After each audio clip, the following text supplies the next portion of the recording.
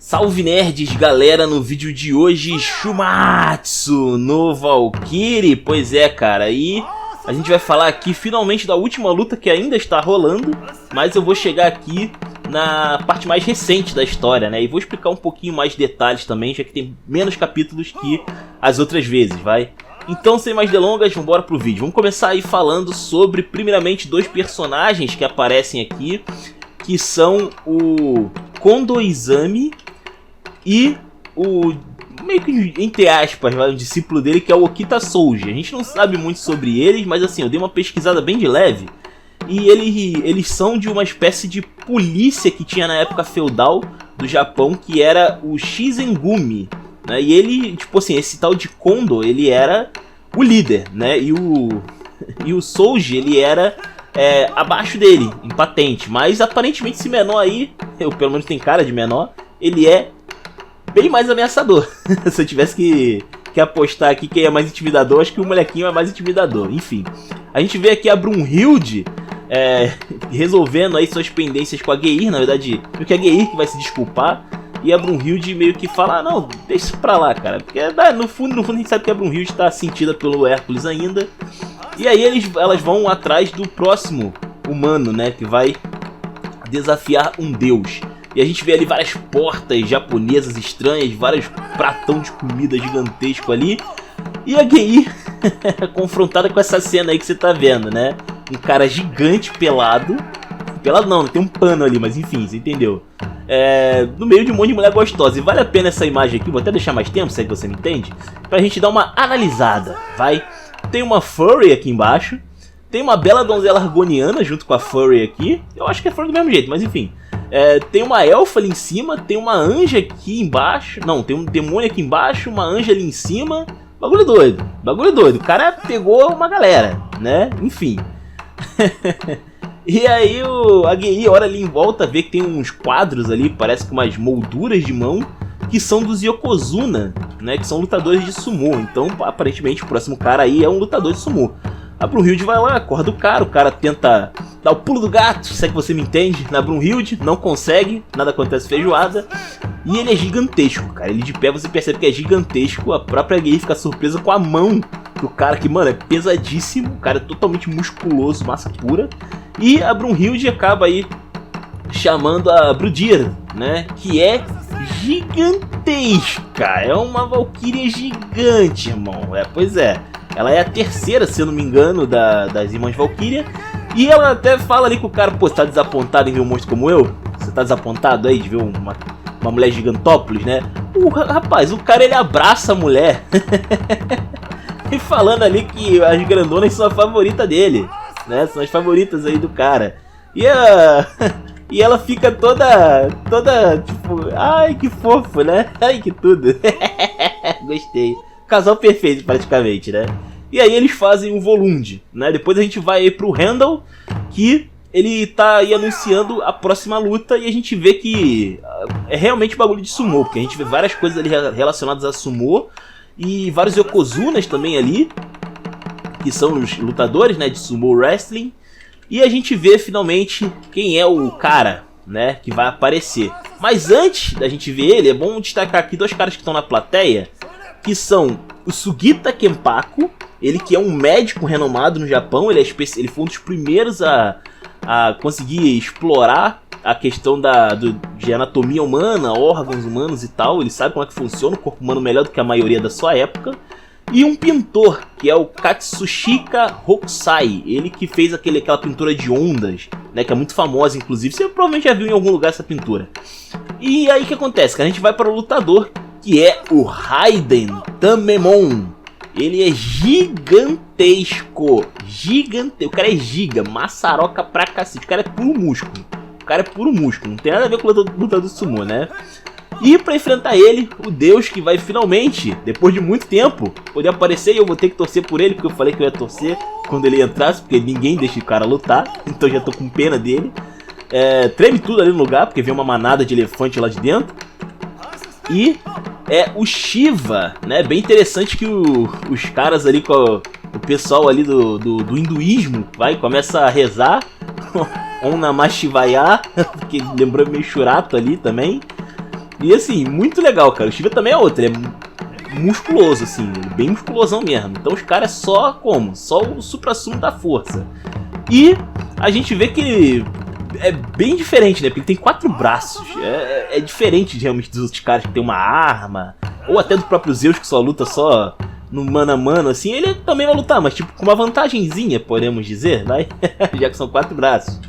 E aí vamos pro combate, né? Mas antes a gente vê um pouquinho ali das mulheres do Shiva. Você achou que era só o Raiden que pegava geral? Não, não é assim não. A gente tem aí também as mulheres do Shiva. Um mistério aqui é o seguinte: a gente tem a segunda esposa, que é a Parvati, a gente tem a terceira esposa, que é a Kali, e a gente tem a segunda esposa, que é a Durga, né? E também o filho dele, que é Ganesh, né? Que é o deus da riqueza. Mas a gente não vê a primeira esposa dele. O que será que aconteceu com a esposa do Shiva? Interessante. Um mistério aí no ar, né? E aí, cara, é engraçado quando a luta vai começar, cara. O Shiva só se mete em rascada, a gente sabe disso, né? Quando ele vai ali e fala que ia lutar com o Raiden, de repente tem um sapo.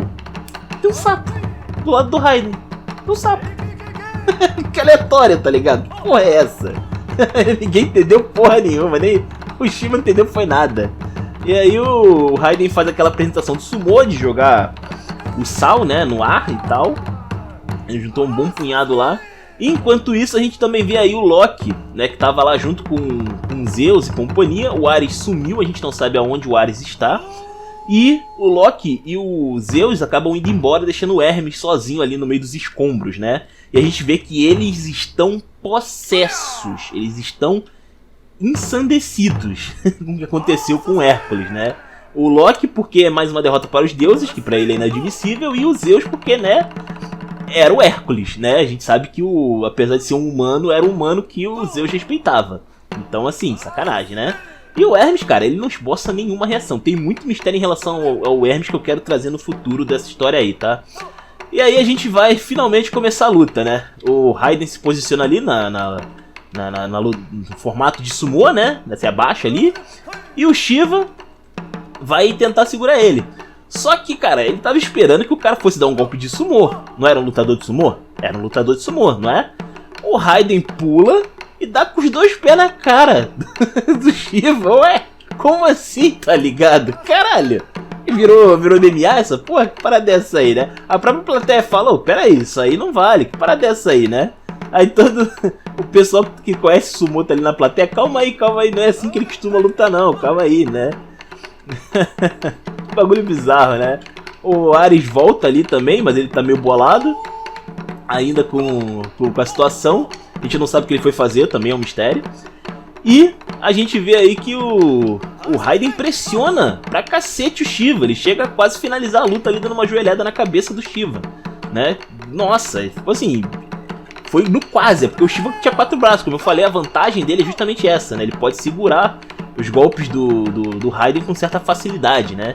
E ele consegue dar um golpe ali com as mãos de baixo, que parece até que explode, né, a mão do cara. E empurra o Raiden, mas ele não sente nada. Assim, ele só voa. Beleza, tirei do chão. Beleza, me tirou do chão, beleza, e aí, né? Aí o cara vira, cai de pé, entre aspas. E ele achou que ia... Ele achou que ia finalizar rápido, ele tava subestimando o Shiva, eu não tô nem zoando. O humano tava subestimando um deus de novo, né? Acho que a gente já viu uma história parecida. E aí os Yokozuna que estão ali na plateia, ele fala ali, cara, esse aí é o Raiden de sempre, né? Esse aí é o Raiden que a gente conhece, né? Embora, né, a gente sabe que ele não tá usando sumô nenhum até agora. Vamos ter que ver um pouquinho mais dessa história aí no final, né? A gente vê o Katsushika desenhando aí o Shiva jogando ele pro alto e tal, né? Bem interessante.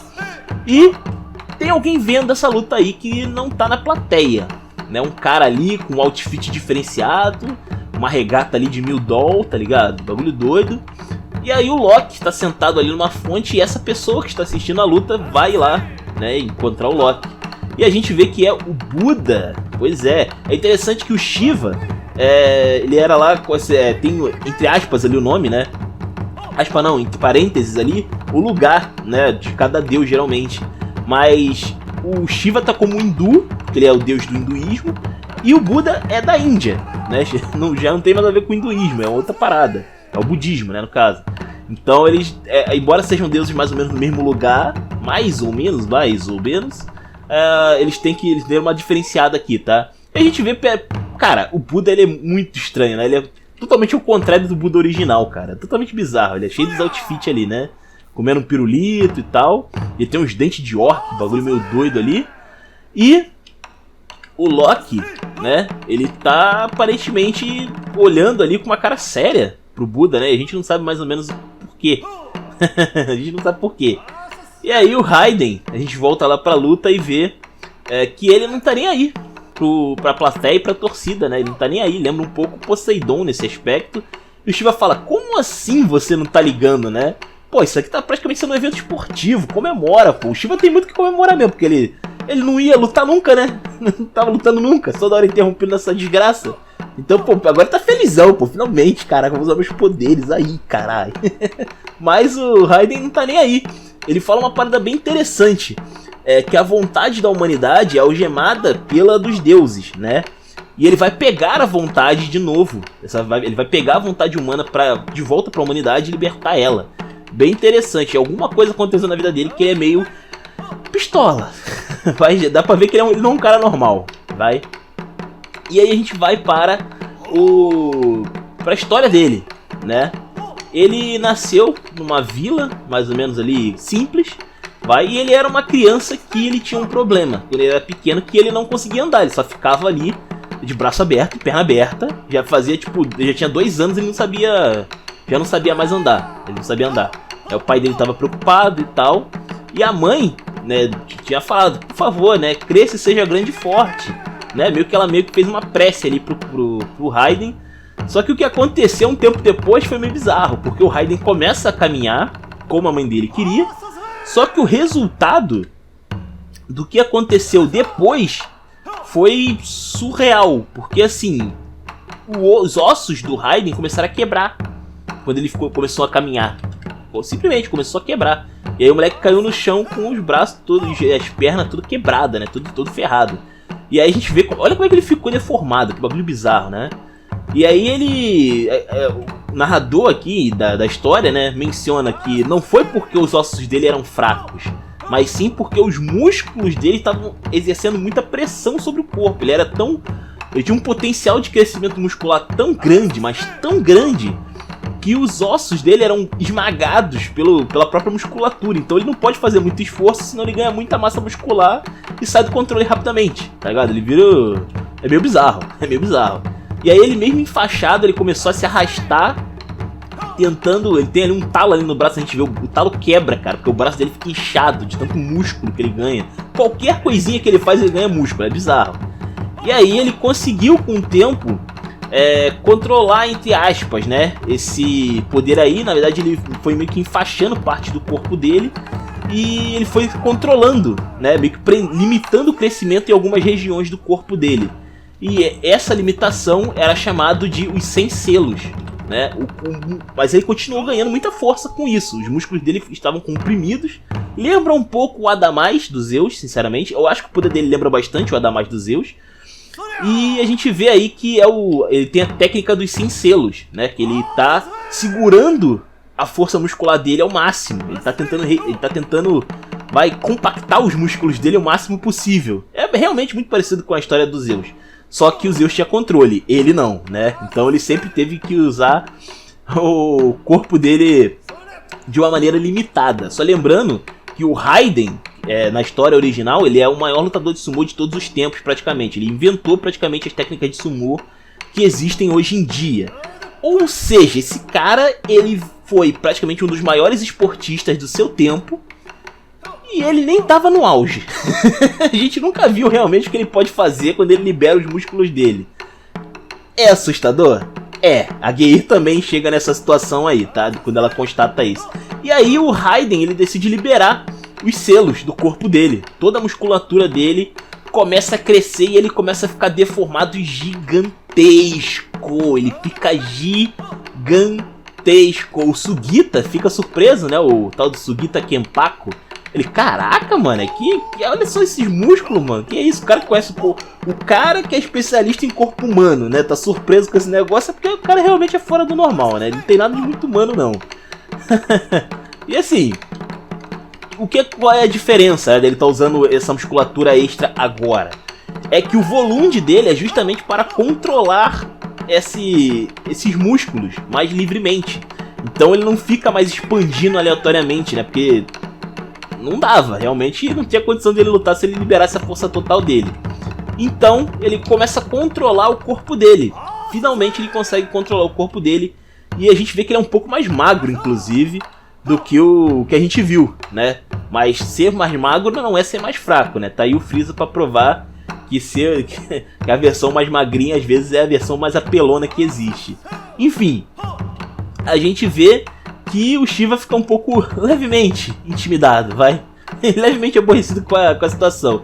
Enquanto isso, a gente vê o Buda e o Loki conversando. O Loki tenta dar um migué ali, tentando ser amigável com o Buda.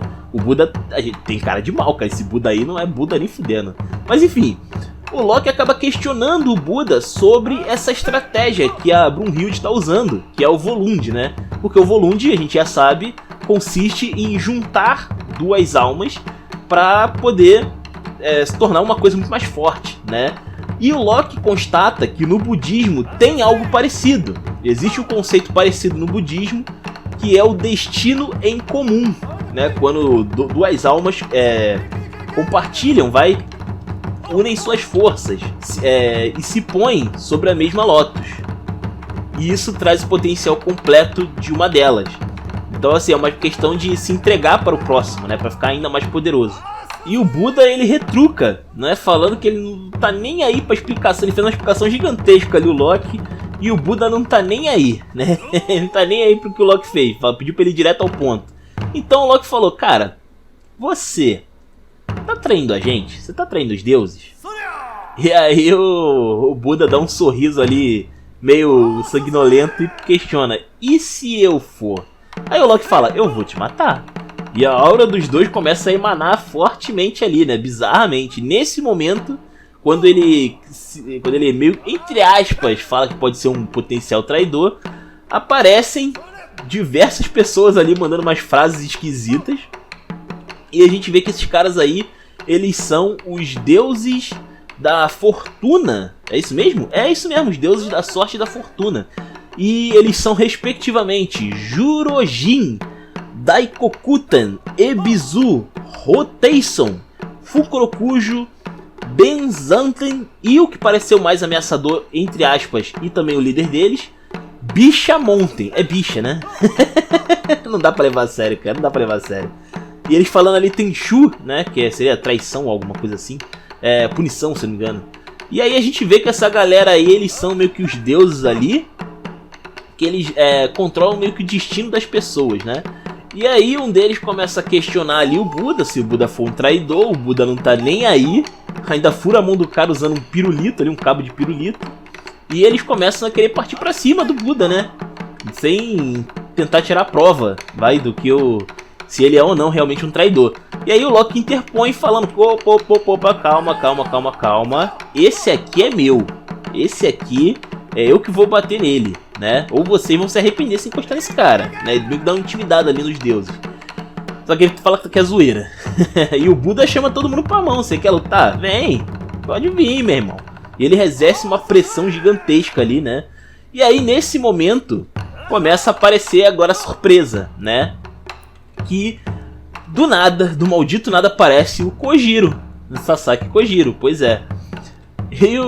E mais, além dele, a gente vê os outros dois que a gente viu lá atrás, logo no início desse resumo aqui do mangá, que é o Okita Souji e o Kondo Izami, né? E a gente sabe que esse Souji aí, ele tá doido pra lutar, ele tá pistola, né?